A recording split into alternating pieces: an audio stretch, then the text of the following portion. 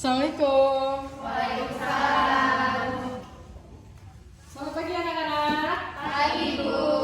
Apa kabar semua hari ini? Baik. Baik, sebelum kita mulai pembelajaran hari ini, alangkah baiknya kita berdoa terlebih dahulu. Untuk kelas Anda silakan dipimpin doa. Baik, Ibu. Untuk memulai pembelajaran hari ini, berdoa mulai. Berdoa cukup. Oke, baik. Apakah hari ini pada masuk semua? Masuk, Bu. Oke, baik. Masih semangat untuk belajar hari ini? Masih, Bu. Untuk memulai pembelajaran hari ini, Ibu akan memberikan pretest. Pretest akan dikerjakan melalui link Google Chrome. Link udah Ibu kirim ke grup WhatsApp, silakan dicek. Sudah ada? Sudah, Bu. Silakan kerjakan. Ibu beri waktu 5 menit. Dimulai dari sekarang. Oke, baik, selesai. Silakan letakkan kembali HP-nya ke dalam tas sekolah. Oke, baik, sebelum memulai pembelajaran hari ini, Ibu akan menunjukkan sebuah gambar. Apakah ada yang tahu ini gambar apa? Sawah. Ya, benar, ini merupakan gambar sawah. Apa yang sering kalian lihat ketika kalian berada di sawah? Saya, Bu. Ada padinya, Bu. Ada padi.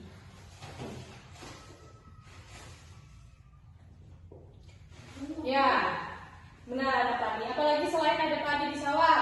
Saya, Bu. Ya, Ada ular, Bu.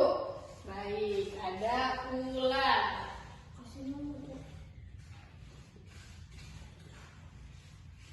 Oke, baik, ada ular. Selain itu ada apa lagi kira-kira yang sering kalian lihat bila kalian ada di sawah? Ada belalang, Bu. Ya, Limen, ada belalang.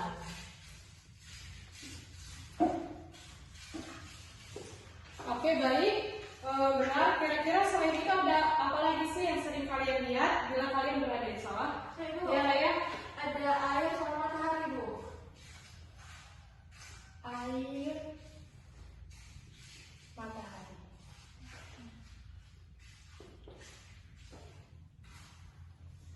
Baik, benar, di sini sudah ada ular, ada belalang, ada padi, ada air dan matahari. Apakah semua komponen yang ada di sini ini termasuk makhluk hidup? Tidak, Bu. Tidak semua komponen tersebut termasuk makhluk hidup. Air dan matahari termasuk makhluk tak hidup, Bu. Benar, tidak semua komponen yang ada di depan sini merupakan komponen makhluk hidup, tapi ada juga komponen yang tidak hidup. Yang disebut juga dengan komponen, ada yang tahu komponen apa? Saya, Bu. Komponen biotik dan abiotik, Bu. Biotik dan abiotik. Jadi ada komponen biotik dan abiotik.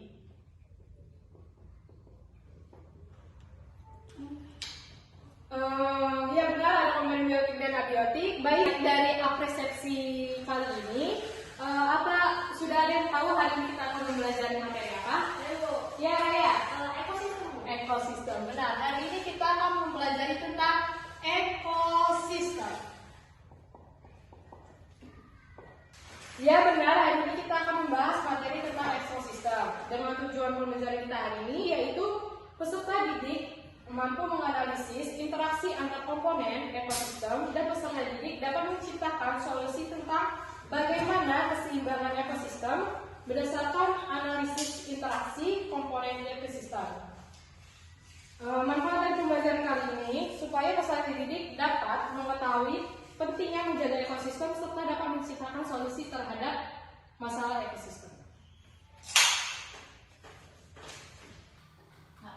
Jadi ekosistem adalah suatu sistem alami yang terdiri dari interaksi antar makhluk hidup yaitu biotik dan unsur tak hidup yaitu abiotik di lingkungan tertentu. Ini mencakup organisme hidup seperti tumbuhan, hewan, dan organisme serta faktor-faktor non hidup seperti air, udara, tanah, dan cahaya matahari. Interaksi kompleks antara semua komponen ini terbentuk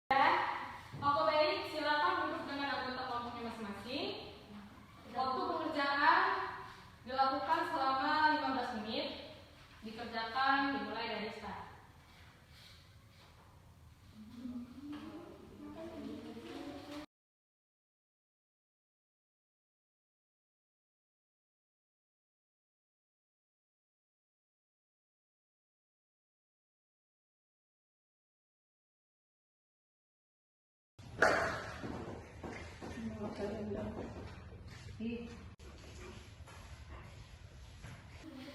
baik, waktu pelajaran sisa 5 menit lagi. Segera diselesaikan. Oke, baik, waktu sudah habis. Silakan kumpul lembar 3.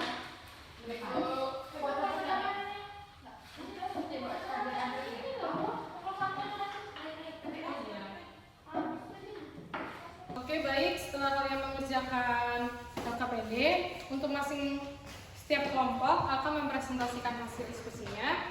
Mulai dari kelompok 1, untuk perwakilan kelompok 1 silakan menunjuk depan.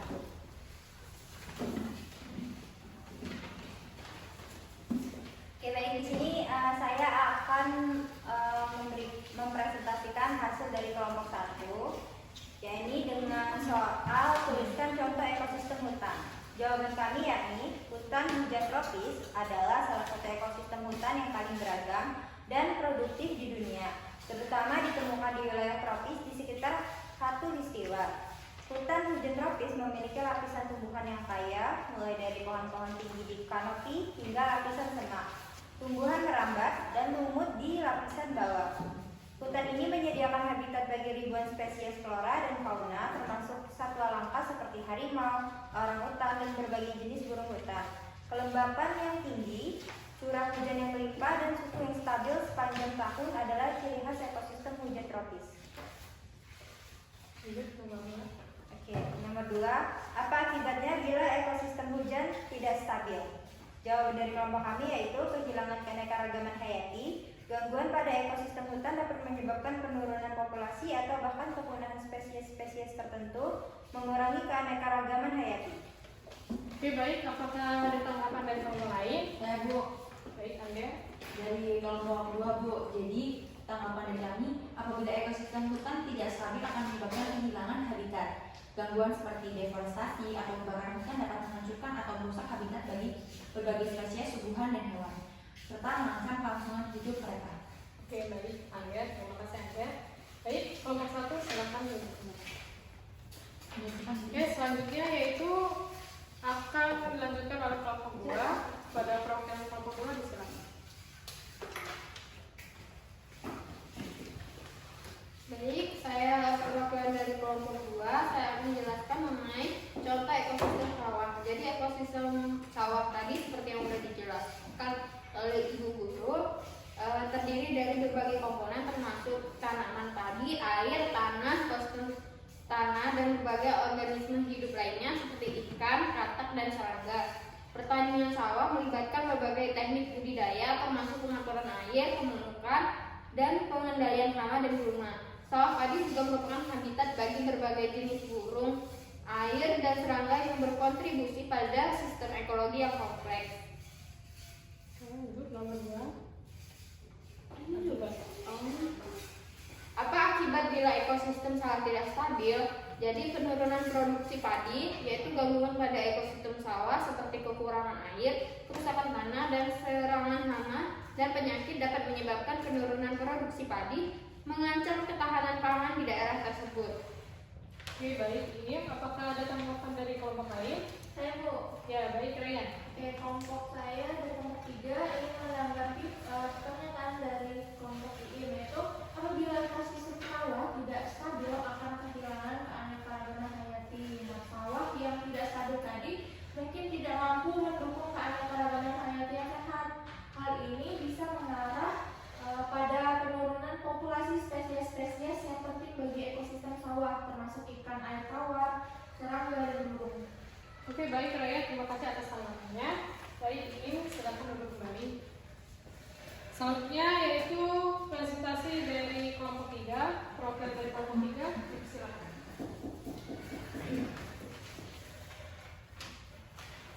Oke, saya akan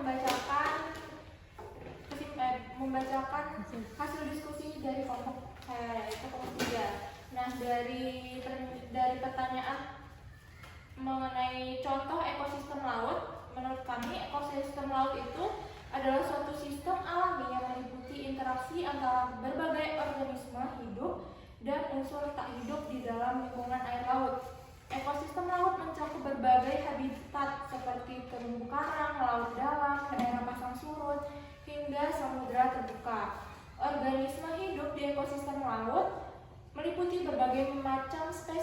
seperti ikan, moluska, krustase, ganggang, dan mamalia laut seperti lumba-lumba dan paus.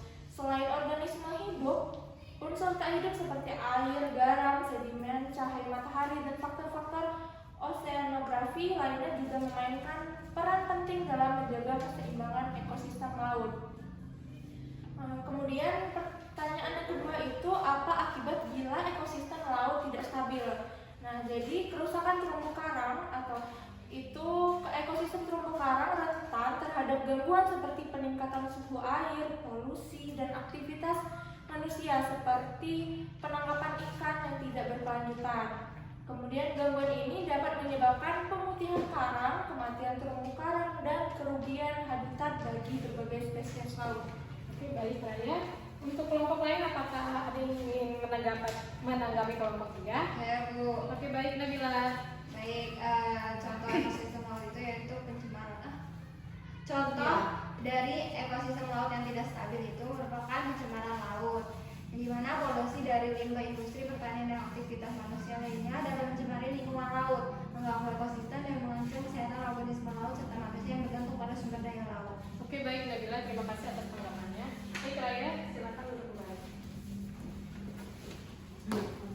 Baik, setelah saya menjelaskan dari materi ekosistem dan beberapa teman kalian sudah menjelaskan dari hasil presentasi kalian, apakah ada yang bisa menyimpulkan materi pembelajaran kita hari ini tentang ekosistem? Bu. Baik, Nabila. Ya, jadi ekosistem adalah sistem alami yang kompleks yang terdiri dari interaksi antara berbagai organisme hidup dan unsur tak hidup di lingkungan tertentu. Setiap ekosistem memiliki peran penting dalam menjaga keseimbangan alam dan menyediakan berbagai manfaat bagi manusia dan makhluk hidup lainnya. Keseimbangan ekosistem sangat penting untuk kelangsungan hidup dan keberlanjutan lingkungan. Gangguan pada ekosistem dapat menyebabkan dampak merugikan bagi kehidupan manusia dan menyebabkan kerusakan lingkungan yang signifikan. Oleh karena itu, pelestarian dan pengelolaan ekosistem yang berkelanjutan sangatlah penting untuk menjaga keberlangsungan kehidupan di bumi.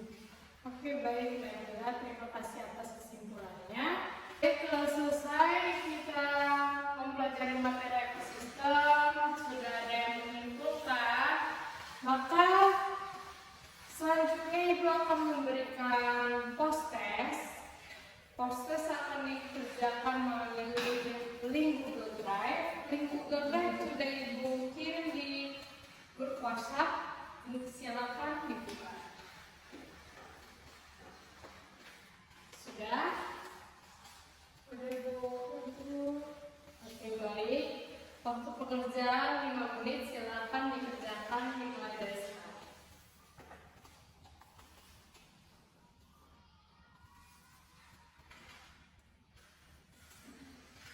Oke, waktu sudah habis. Silakan letakkan kembali handphone ke dalam tas.